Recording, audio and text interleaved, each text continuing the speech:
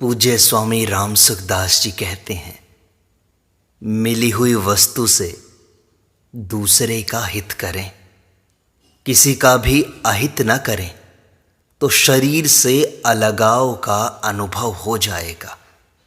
किसी का बुरा करेंगे नहीं, किसी को बुरा मानेंगे नहीं और किसी का बुरा चाहेंगे नहीं।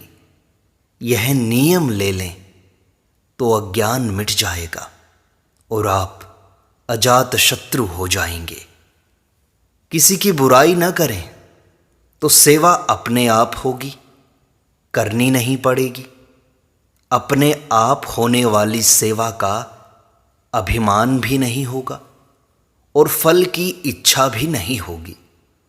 संसार की चीज संसार को दे दें तो स्वतः स्वरूप का बोध हो जाएगा। दूसरे का सुधार नहीं, सेवा करनी है। बुराई उपदेश से नहीं मिटती, आचरण से, सेवा से मिटती है।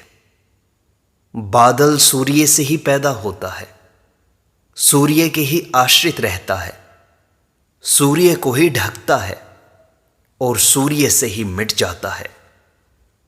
ऐसे ही अज्ञान ज्ञान से ही पैदा होता है, ज्ञान के ही आश्रित रहता है, ज्ञान को ही ढकता है और ज्ञान से ही मिट जाता है। एक श्रोता ने स्वामी जी से पूछा कि स्वामी जी, अज्ञान ज्ञान के आश्रित कैसे रहता है?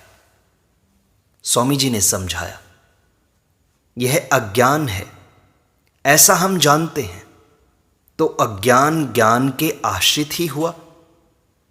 हमारा अवगुण ही संसार में दिखाई देता है। सब जग ईश्वर रूप है, भलो बुरो नहीं कोय, जैसी जाकी भावना तैसो ही फल होए। दूसरे में बुराई दिखाई देती है तो वह आगंतुक है, वह स्वयं बुरा नहीं है। दूसरे को बुरा समझकर उसे रोकोगे तो उसकी बुराई नहीं छूटेगी, उल्टा वह लड़ाई करेगा। कोई आदमी बैलों को मार रहा है तो दया बैलों पर न आकर उस आदमी पर आनी चाहिए, क्योंकि वह नया पाप कर रहा है। बैल तो अपने पुराने कर्मों का फल भोग कर शुद्ध हो रहे हैं। अनुकूलता प्रतिकूलता ही संसार है, इसमें सुख दुख अपना बनाया हुआ है। संसार की रचना भगवान ने प्राणी मात्र के हित के लिए की है। वे अकारण कृपा करने वाले हैं, उनका विधान हमारे हित के लिए होता है। अतः अनुकूलता और प्रतिकूलता दोनों ही हमारे हित के लिए हैं। साधक का खास काम है सावधान रहना। सावधान रहने का तात्पर्य है किसी से कुछ न चाहना, किसी से कुछ चाहने के समान कोई पीड़ा नहीं। एक संत की बात सुनी कि मैं चोट की पीड़ा तो सह लूंगा, पर मरहम पट्टी के लिए किसी से कहूं, यह पीड़ा नहीं सह सकता। एक श्रोता ने स्वामी जी से फिर पूछा कि क्या साधु को भिक्षा नहीं मांगनी चाहिए? स्वामी जी ने कहा, साधु भिक्षा मांगते नहीं हैं। जो कहते हैं कि साधु भिक्षा मांगते हैं, वे साधु को जानते ही नहीं। साधु भिक्षा के लिए जाते हैं तो कहते हैं कि बस्ती जगाने जाते हैं। श्री शरणानंद जी महाराज कहते थे कि हम तुम्हें देना सिखाने के लिए आए हैं। युधिष्ठिर का कीर्तन करने से धर्म बढ़ता है।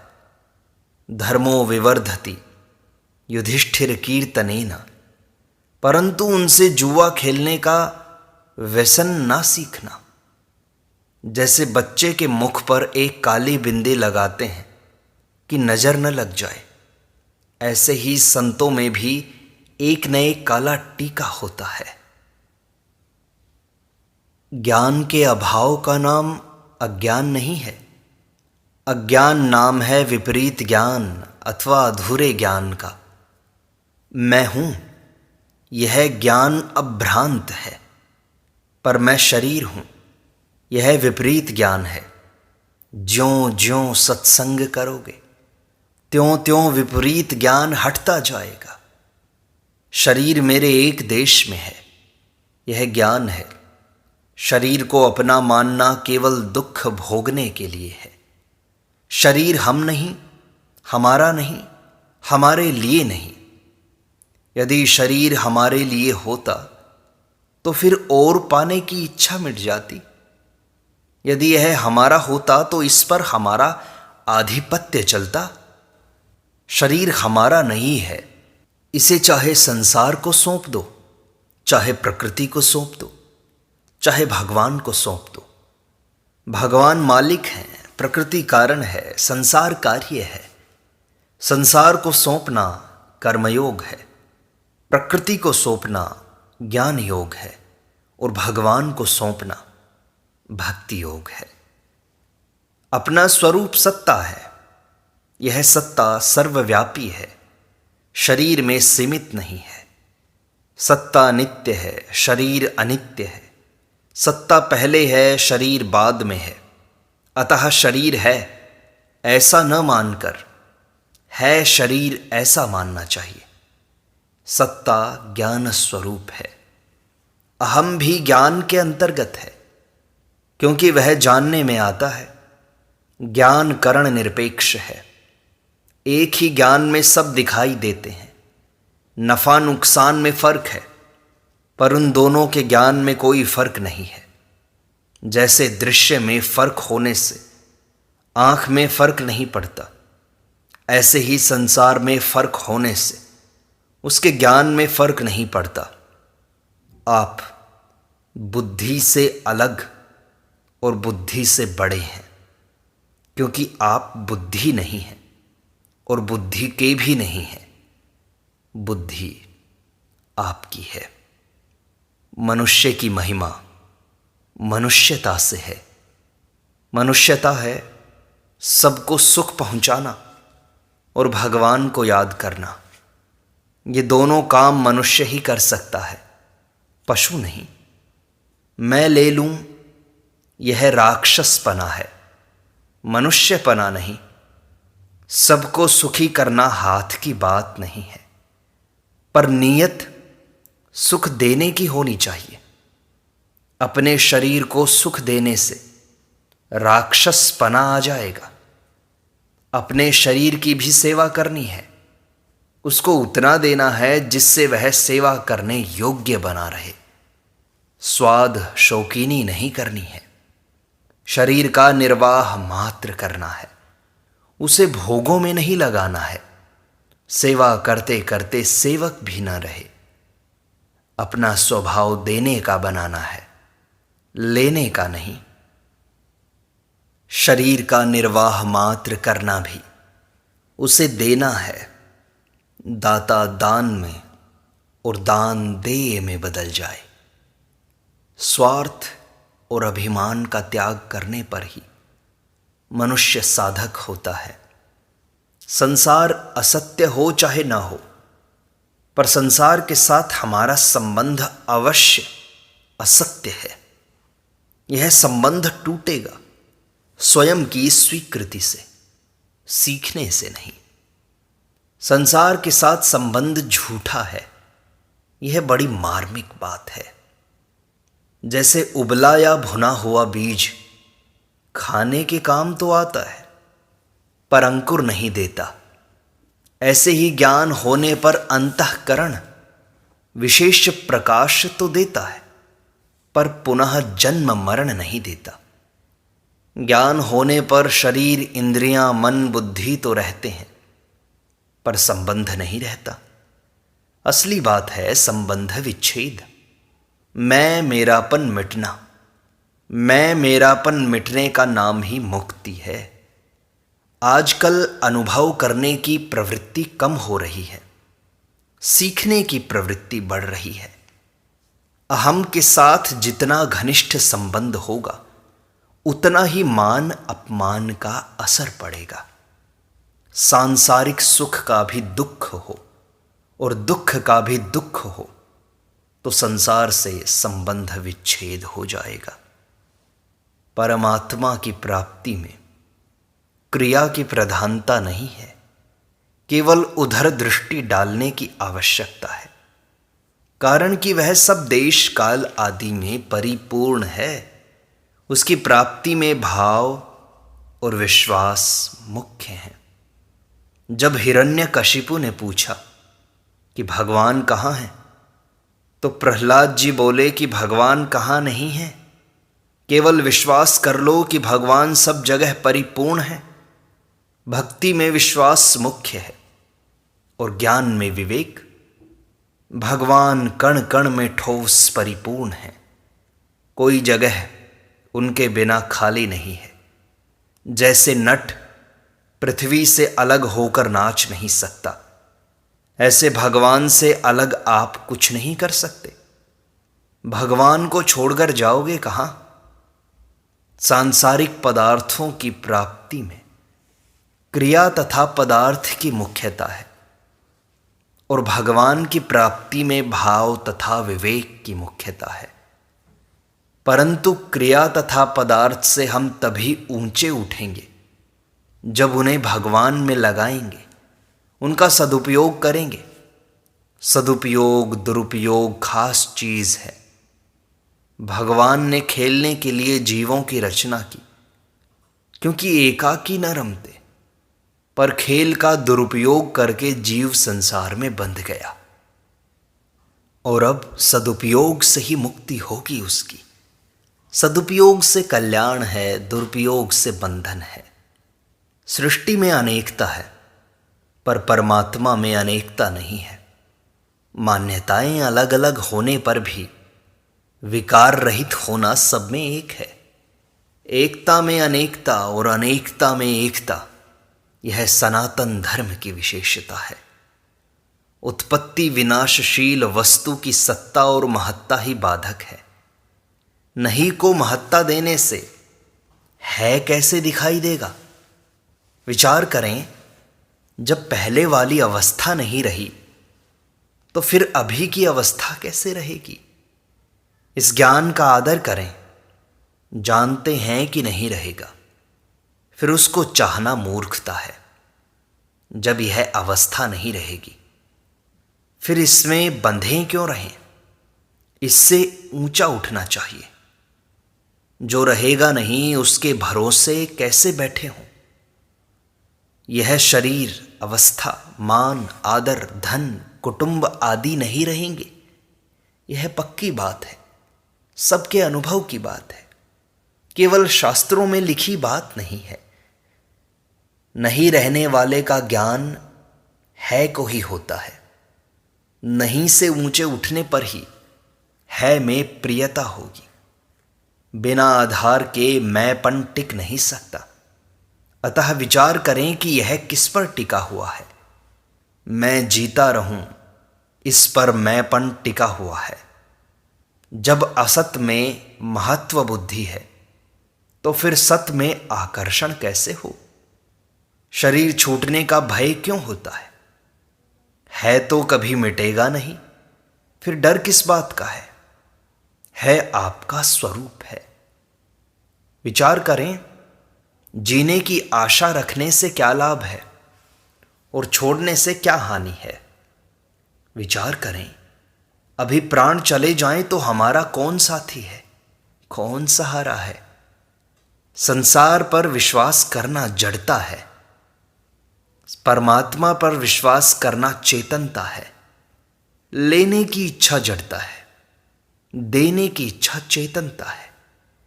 देने की इच्छा होने से जड़ता दूर हो जाएगी, चिन्मयता रह जाएगी। लेने की मुख्यता न होकर देने की मुख्यता होने पर मनुष्य साधक हो जाता है। शरीर को भोगों में न लगाकर सेवा में लगाना स्थूल शरीर की सेवा है। सबके हित का चिंतन करना, भगवान का चिंतन करना सूक्ष्म शरीर की सेवा है। दूसरों के हित के लिए स्थिरता, समाधि होना कारण शरीर की सेवा है। सब कुछ दूसरों की सेवा में लगाने से चिन्मयता शेष रह जाएगी। ज्यादा पुण्य करने के लिए ज्यादा धन चाहना गलती है। कीचड़ लगाकर धोने की अपेक्षा कीचड़ न लगाना ही बढ़िया है। दान पुण्य करना तो एक टैक्स है जो धनी लोगों पर ही लागू होता है। टैक्स देने के लिए धन कौन चाहता है? सबके सुख की इच्छा बहुत बड़ा दान है। निर्धनता धन आने से नहीं मिटती, अपितु धन की इच्छा छोड़ने से मिटती है। सेवा से जड़ता मिटती है और चिन्मयता आती है। सृष्टि की दृष्टि से देखें तो सब मनु की संतान होने से मानव हैं। पंच महाभूतों की, शरीर की, आत्मा की, परमात्मा की दृष्टि से देखें तो सब एक हैं। इस एकता में भी अनेकता है। सब एक होते हुए भी अनेक हैं और अनेक होते हुए भी एक हैं। एकता मानने से राग द्वेष नहीं होंगे, क्योंकि अपने से कोई द्वेष नहीं करता, अपने को कोई बुरा नहीं चाहता। जैसे शरीर एक है तो हम किसी भी अंग की पीड़ा नहीं चाहते, सब अंगों का आराम चाहते हैं। ऐसे ही संसार में सबको सुख पहुंचाना है, किसी को भी दुख नहीं पहुंचाना है। यह भारतीय संस्कृति की एकता है। यदि दूसरे के हित का भाव नहीं होगा तो परस्पर एकता कभी नहीं होगी। सब संसार अपना है, पराया नहीं। कोई और है नहीं, कोई गैर नहीं है। इस भाव से सभी सुखी हो जाएंगे। इसको अपने घर से ही शुरू करो। आपके आचरण का दूसरों पर बड़ा असर पड़ेगा। आचरण न करके केवल उपदेश देना बिना कारतूस की बंदूक के समान है, जो आवाज तो करती है पर मार नहीं करती। एक में अनेक और अनेक में एक है। अंत में तत्व एक ही है। एक ही परमात्मा अनेक रूप से है। अनेक होते हुए भी एकता नहीं मिटती। समुद्र में बर्फ के अनेक टुकड़े डाल दें तो तत्व से एक जल के सिवाय कुछ नहीं है। ऐसा भाव हो जाएगा तो फिर मन कहीं भी जाए परमात्मा में ही जाएगा। मन के द्वारा परमात्मा का ही चिंतन होगा। प्रकृति की साम्य अवस्था एकता में प्रलय होता है। परमात्मा की साम्य अवस्था में मुक्ति होती है। प्रकृति की एकता में महान दुख है, परमात्मा की एकता में महान आनंद है। एकता भाव से होनी चाहिए, व्यवहार से नहीं। संसार की जितनी जानकारी बढ़ेगी उतने राग द्वेष अशांति संघर्ष बढ़ेंगे। संसार की जानकारी काम की नहीं है, उससे ज्यादा आफत होगी। भगवान की जानकारी बढ़ेगी तो शांति होगी। हरदम सावधान रहो, क्योंकि मानव शरीर का लाभ सावधान रहकर ही ले सकते हैं। मरना अवश्यम भावी है और अंतकालीन चिंतन पुनर्जन्म में कारण है। अतः हरदम सावधान रहें। भजन व भगवत चिंतन होता रहे तो फिर जोखिम नहीं है। मनुष्य शरीर अभी हाथ में है। अपना कल्याण करने में हम स्वतंत्र हैं। मनुष्य में मनुष्यता है। सबका हित कैसे हो और अपना कल्याण कैसे हो। अपना कल्याण करने से सबका हित हो जाता है और सबका हित होने से अपना हित हो जाता है। जो योग्यता, पद, अधिकार आदि मिला है उससे दूसरों की सेवा करें। मनुष्य शरीर साधन योनि है। अपने उद्धार का मौका मनुष्य जीवन में ही है। सेवा करना मनुष्य का खास काम है। अन्य योनियां सेवा नहीं कर सकती, उनसे सेवा होती है। देवता लोग केवल ड्यूटी बजाते हैं। भोग और संग्रह की कामना से ही सब पाप होते हैं। मनुष्य जन्म में किए हुए पाप ही 84 लाख योनियों में भोगे जाते हैं। साधक के लिए सुखेच्छा बहुत बाधक है। बड़े बड़े भयंकर पाप सुख की इच्छा से ही होते हैं। सुख की इच्छा ही माया है, बंधन है। सांसारिक सुख पारमार्थिक मार्ग में खास बाधा है। भाग्य में जितना लिखा है उतना ही आएगा। लोटे को चाहे समुद्र में 1 मील नीचे डुबा दो, पर बाहर निकलेगा तो पानी उतना ही रहेगा। इच्छा से दुख ही दुख होगा। एकादशी व्रत में एक ने अन्न नहीं लिया और एक को अन्न मिला नहीं। जिसने अन्न नहीं लिया उसे तो सुख मिलता है, पर जिसे अन्न मिला नहीं उसे अन्न की इच्छा से दुख मिलता है। इच्छा मात्र से सांसारिक वस्तु नहीं मिलती, पर परमात्मा अवश्य मिलते हैं। हमारी सृष्टि अहम से ही रची हुई है। अहम मिट जाएगा तो हमारे लिए संसार मिट जाएगा। जब तक अहंकार है तब तक संसार है। अहंकार के कारण ही मनुष्य अपने को एक देशीय देखता है, अन्यथा वह सर्वव्यापी है, नित्यः सर्वगतः। आँख इतनी बड़ी है कि उससे कितना ही देख लें वह कभी भरती नहीं। आँख से भी मन बड़ा है, मन से बुद्धि बड़ी है, बुद्धि से अहम बड़ा है, और अहम से भी आप स्वयं बड़े हैं। आपके एक अंश में संपूर्ण ब्रह्मांड है। आप अहम के आश्रय, आधार, प्रकाशक और अधिष्ठान हैं। आप अहम के आश्रित नहीं हैं। आपके एक देश में अहम है। आपकी एकता परमात्मा से है। आप अहम से रहित हैं। गाढ़ नींद में अहम नहीं रहता, पर आप अवश्य रहते हैं। आपके भीतर अनंत ब्रह्मांड है। मुक्ति होती नहीं, मुक्ति स्वतः सिद्ध है। आप स्वतः मुक्त हैं। संसार स्वतः आपसे अलग है। ज्ञान और प्रेम स्वतः आप में है। जैसे पहेली का पता चलता है, ऐसे स्मृति जागृत होती है। इसलिए अपने आप को भगवान को समर्पित कर दें। सब कल्याण ही होगा, कल्याण ही होगा। इस प्रकार सत्संग का यह भाग संपूर्णता को प्राप्त होता है। शेष अगले अंक में।